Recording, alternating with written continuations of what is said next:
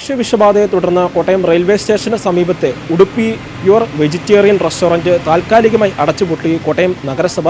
കഴിഞ്ഞ ശനിയാഴ്ചയാണ് ഇവിടെ നിന്ന് ഏകദേശം 4ഓളം ആളുകൾക്ക് ആഹാരം കഴിച്ചതിനെ തുടർന്ന് ഭക്ഷ്യവിഷബാധ ഏൽക്കുന്നത്. ഇതേ തുടർന്നാണ് ഇപ്പോൾ ഈ ഒരു താൽക്കാലിക നടപടി കോട്ടയം നഗരസഭയുടെ ഭാഗത്തു നിന്ന് ഉണ്ടാകുന്നത്. കഴിഞ്ഞ ശനിയാഴ്ച ഇവിടെ നിന്ന് ആഹാരം കഴിച്ച 4 പേർക്കാണ് ഇപ്പോൾ ഭക്ഷ്യവിഷബാധയേറ്റതായി ഇവർ ഇപ്പോൾ പരാതി നൽകിയിരിക്കുന്നത്.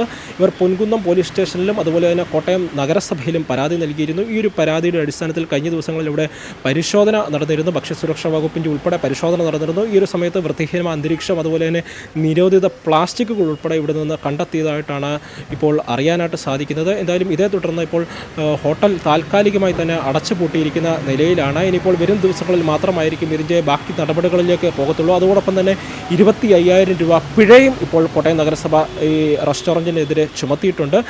നമുക്കറിയാവുന്നതുപോലെ തന്നെ ഏകദേശം ഒരാഴ്ച പിന്നിടുകയാണ്. കോട്ടയം കുമരകം പരിപ്പ് 900 ഷാപ്പിൽ നിന്നും തലക്കറി കഴിച്ച് യുവാവിന് ഭക്ഷ്യവിഷബാധയേറ്റ് മരണപ്പെടുന്ന സാഹചര്യമുണ്ടായിരുന്നു. ഇതിന് പിന്നാലെ കോട്ടയം നഗരസഭയുടെ നേതൃത്വത്തിൽ കോട്ടയത്തെ എല്ലാ ഹോട്ടലുകളിലും വിവിധമായ എല്ലാ ഹോട്ടലുകളിലും വലിയ രീതിയിൽ പരിശോധന ഭക്ഷ്യസുരക്ഷാ വകുപ്പിൻ്റെയും അതുപോലെ തന്നെ കോട്ടയം നഗരസഭയുടെ നേതൃത്വത്തിലും വലിയ രീതിയിലുള്ള പരിശോധനകൾ നടന്നിരുന്നു. ഈ ഒരു പരിശോധനയിൽ ഏകദേശം 9ലധികം ഹോട്ടലുകളിൽ നിന്ന് പഴകിയ ഭക്ഷണങ്ങൾ ഉൾപ്പെടെ നഗരസഭയുടെയും ഭക്ഷ്യസുരക്ഷാ വകുപ്പിൻ്റെ നേതൃത്വത്തിൽ കണ്ടെത്തിയിരുന്നു. എന്നാൽ ഈ 9 ഹോട്ടലുകളുടെ പേര് വിവരങ്ങൾ ഇതുവരെയായിട്ടും കോട്ടയം നഗരസഭ വെളിപ്പെടുത്തിയിട്ടില്ല. എന്നാൽ ഈ ഒരു പേര് വിവരങ്ങൾ ലഭിക്കാൻ വേണ്ടി ജാഗ്രതാ ന്യൂസ് ഇപ്പോൾ വിവരാവകാശ നിയമത്തിൽ പരാതി ഉൾപ്പെടെ നൽകിയിട്ടുണ്ട്. എന്തായാലും വരും ദിവസങ്ങളിലും ശക്തമായ നടപടി ഈ പഴകിയ ഭക്ഷണങ്ങൾ സൂക്ഷിക്കുന്നതിനെതിരെയും അതുപോലെ തന്നെ വൃത്തിഹീനമായ അന്തരീക്ഷത്തിൽ പാചകം ചെയ്യുന്നത് ഉൾപ്പെടെ കോട്ടയം നഗരസഭയുടെ നേതൃത്വത്തിലും അതുപോലെ തന്നെ ഭക്ഷ്യസുരക്ഷാ വകുപ്പിൻ്റെ നേതൃത്വത്തിൽ ശക്തമായ നടപടികൾ ഉണ്ടാകുമെന്നാണ് ഇപ്പോൾ അറിയിച്ചിരിക്കുന്നത്.